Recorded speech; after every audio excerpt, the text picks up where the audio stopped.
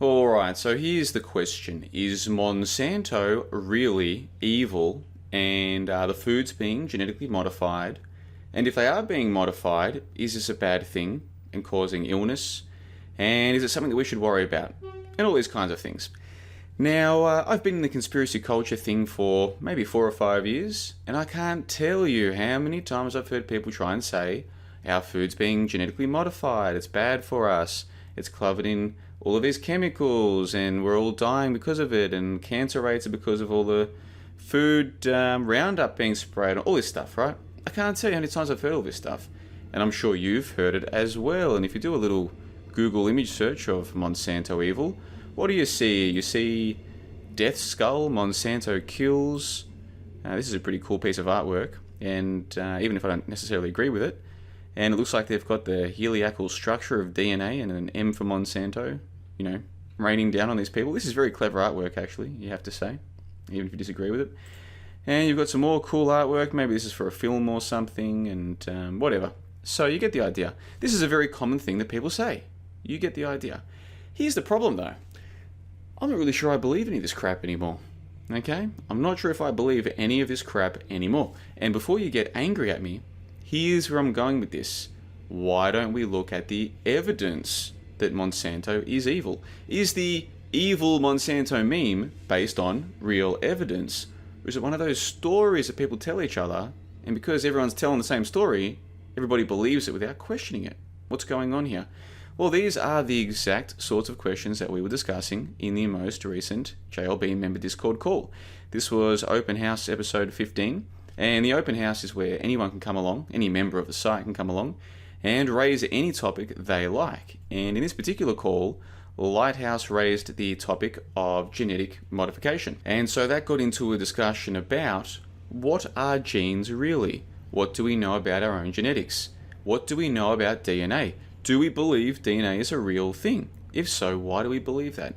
These are the kinds of questions that we explored, and I explained to the members on that call that personally, I'm open-minded to the idea that Monsanto is evil. Maybe they are. And I'm open-minded to the idea that the foods are all genetically modified. I don't know. And I'm open-minded to the idea that if they are genetically modified, that eating this food is therefore bad for us. I'm open-minded to all of this. I'm just being honest. I haven't actually seen any of the evidence. And what I've noticed over the last few years is that if you don't see evidence for something, there's a good chance that's because there is none. It's a bullshit story. Well, fortunately, one of the things that we encourage on johnlebon.com is for people to openly express their opinions, even if it goes against the group or if it goes against me. Usually it'll go against either me or the group, because oftentimes my opinion goes against the group, even on my own website. They're not all as crazy as me, you see. And so in this particular case, a couple of comments were left that I wanted to share with you guys. This was left by Permaculture Hill, who is into permaculture and is learning about organic farming, and he actually hopes to open his own organic farm with permaculture sort of philosophy at some point in the future. It's really cool. We had a member call with him a few weeks ago, actually, so I'll put a link to that in the info box below as well. But anyway, he says, I definitely wish I would have participated in this call. I have plenty of first-hand experience with agriculture, which we already knew because we've spoken with him a few weeks ago. As far as GMOs go, there are only a few crops that are commonly grown in the US and worldwide. Almost no fruits and vegetables are GMOs. The exception being a papaya in Hawaii that I don't know much about. All of the fish tomato stuff is just cute science stuff. Nothing like that has taken off in the industry. In the US, there are 3 main crops that the majority of which are grown are GMO varieties. These are corn, soy, and cotton. Corn and soy are mostly engineered to be resistant to Roundup. Others are engineered to produce a natural pesticide themselves. Examples being BT corn and cotton, which produces a bacteria that kills moths and other soft-bodied insects that eat the corn or cotton. I cannot confirm these products work as advertised. The real problem with this is its dependency on Roundup and similar pesticides.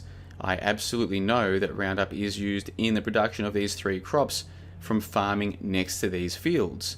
I have literally seen it firsthand. For example, I farm next to a conventional soy cornfield. After germination of the crop, they go through and spray Roundup. Days preceding all of the weeds die, and the GMO crops are still alive. So what he's saying is that he has been next to one of these farms or several of these farms when they've been applying the GMO Roundup, when they've been applying the chemicals to kill the weeds. So the story goes that these crops are genetically modified to make them resistant to Roundup or something like this. And then when you spray the Roundup or similar, it kills the weeds but not the food. That's the story. And this gentleman says that he's seen it firsthand on a farm next to his, or a farm that he has seen. Like any topic, there are truths, half-truths, and absolute falsehoods. I used to be really afraid of genetic pollution. I no longer am because I do not have much to base that on. What I can say is that herbicides are nasty stuff. I feel literally ill after walking through a garden section of a department store. I know the stuff is toxic, it kills plants, therefore I don't want any part of those chemicals. The problem is Roundup Ready seeds promote a chemical-intensive agriculture. In other words, what he's saying is that, in his opinion, it's not the GM food that's the problem. The problem is that because of the GM food, they can now use a whole ton of chemicals on the food, and it's those chemicals that are the problem. In other words, it's not the GM food itself that's the issue. The issue is, if you put a whole ton of chemicals on that food, which is the whole idea, because now those chemicals won't kill the food, they'll just kill the weeds, those chemicals are the problem, is what I think he is saying. As far as the inability for seed saving, I have seen how poorly these seeds grow in following years if you do save them or they are left in the field. They almost always have obvious mutations and growth problems. The main issue raised on this subject is that it is illegal to save these seeds for future planting. And that was one of the things that I raised in the call. I'm like, I've heard all the stories about how the farmers have to buy the seeds every year, or there's laws about not reusing the seeds and all this kind of stuff. I've heard those stories. I don't know if they're true. I've just heard them. And just the thing about the Act realm is people parrot the same stories to each other. It's an echo chamber. People just assume, oh, this must be real because everyone's saying it. But the older I get and the more I study and the more I learn, the more I see that oftentimes the inverse is true. The more often you hear people parroting a story, the less likely that anyone's actually checking it. So all I said was, well, what's our evidence for all of this? In conclusion, the evil Monsanto meme is partially based in fact, partially based in fear porn. Chemical-intensive agriculture not only pollutes, it destroys our fertile soil through overcultivation. I do not see it as a satanic agenda to take over the world and dominate nature, but I do see the food system as our biggest problem, but also the one thing we have a lot of control over. You can affect your own food system, meaning where the food you eat comes from. So that was a comment from Permaculture Hill. Big thanks to him. And again, I'll put a link to his introduction to the website in the info box below. It was cool talking to him. This is a person who can document. He can show you if he wants to share it with you. I've seen the images. He can show you the food that he grows and what he's doing. It's a really cool thing. If he says to me that he has seen the Roundup being sprayed on the crops, I'm happy to take his story now because he documents what he says. He could be making it up. Any human can make up any story. But at least with this particular person, I have good evidence that he cares about what he's saying and that he knows what he's talking about. And this is where I think a lot of people misunderstand me. I'm not saying that you can't believe people's stories. For instance, I wasn't there in New York. I don't know if anything did happen. But people I've spoken to tell me they've been to the top of the World Trade Centers. They ate in the windows of the world. I didn't go and eat in the windows of the world. But based on the fact that people who I do trust told me they did, I'm happy to infer that there was a restaurant at the top of that building, the building really existed, and now it doesn't. And this is where the very simple people can't understand me. They don't understand what I mean by the word inference. I'm not telling you conclusively, based on this one comment from Permaculture Hill, that everything that he's saying is true. I'm saying that I'm happy to take this story on board and I give it more weight because of reasons to do with what this guy has said to me in the past, what he's documented. I believe he means what he says and that he speaks the truth. But I could be wrong, which is why what you should do is you should build up an evidence base. Build up an evidence base of information from different people, from different walks of life, with different experiences, and take it on board and filter it your way to come up with your best understanding of how the world works. This is very difficult to do in the ACT realm because it's full of clowns, fools, charlatans, liars, doom pornographers, frown clowns, losers. Just a complete shit show in the ACT realm. so it can be difficult. Let's move on to thanks again to Permaculture Hill for the comment. Let's move on to the next comment I wanted to read out. This one's from Nate. He's been a member of the site for a couple of years. He says, I used to work for Monsanto. I agree that the problem isn't necessarily the GMO crop itself. The problem is that GMO crops make spraying chemicals on crops a standard practice. My supervisor at Monsanto said Monsanto will never make GMO veggies or fruits. He said they will never GMO any food that is used directly by the public, only crops that are processed, such as corn and soy. They might have been trying GMO wheat, but I'm not sure if they went through with that. I believe the reason Monsanto avoids GMO fruits and veggies is because it would make the public keen to the issue that permaculture and I mentioned, the GMO crops are doused with chemicals. In other words, what Nate is saying is that he thinks the reason why Monsanto won't go ahead with GMO fruits and vegetables is because we, the consumer, buy them directly. So to have us eating those foods means that we'll be eating foods that were covered in chemicals, which will wake us up to what's going on with the amount of chemicals in agriculture. If they instead focus a GMO on crops that are processed, such as corn or soy, then because there's like a middleman between the growing and then us, the consumer, it makes it easy to get away with, I think is what Nate is suggesting. It's naive and retarded to think you can rinse the chemicals off of your food before you eat it. Nate could be right about that. However, I always rinse my food, whether it's strawberries, whether it's apples, whether it's vegetables like kale or whatever. I always rinse the hell out of them under warm water in my sink before I eat them or before I use them in my foods. And I like to think that that helps me. Maybe it doesn't, but I like to think that it does. I hope it does. I'm going to keep doing it anyway. Oh man, the chemicals that are in Roundup are crazy. Glyphosate is produced with noble metal catalysts, and those catalysts are magic. They produce things that would never exist in nature. Roundup is a solution containing glyphosate, along with trace amounts of thousands of different impurities. And the impurities are unnatural. Many would never exist in nature, except through the magic of platinum catalysts. So basically what Nate is saying is that he's worked for Monsanto, and based on what he has seen, he also agrees with the previous comment to permaculture. It's not the GMO crop itself that's the problem. The problem is the amount of chemicals involved in the process, where they douse these GMO crops in chemicals. They might clean them later, but are they really clean? Those things get processed and then we eat them. We, the lemming masses, eat these foods. So what effect is that having on us? And the main reason I wanted to read those two comments out is because I really appreciated those comments. Again, if you listen to the actual member call, I'm saying, look, maybe Monsanto's evil, maybe they're not. I haven't got any evidence. So what do we know here? And the majority of people are going to have no direct experience with agriculture, with Monsanto, with GMOs or that level of science. They will have no direct experience with it. But you will still hear them saying, Monsanto's evil, GMO is evil, this is killing us, blah, blah, blah. That's what people do. That's how humans behave. Humans just parrot stories without ever asking, hold on, what do we really know?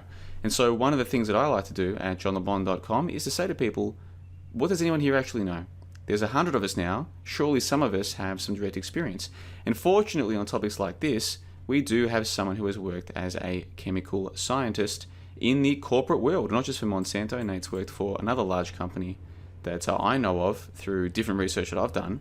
And we've also got Permaculture Hill, who grows his own food and who documents it.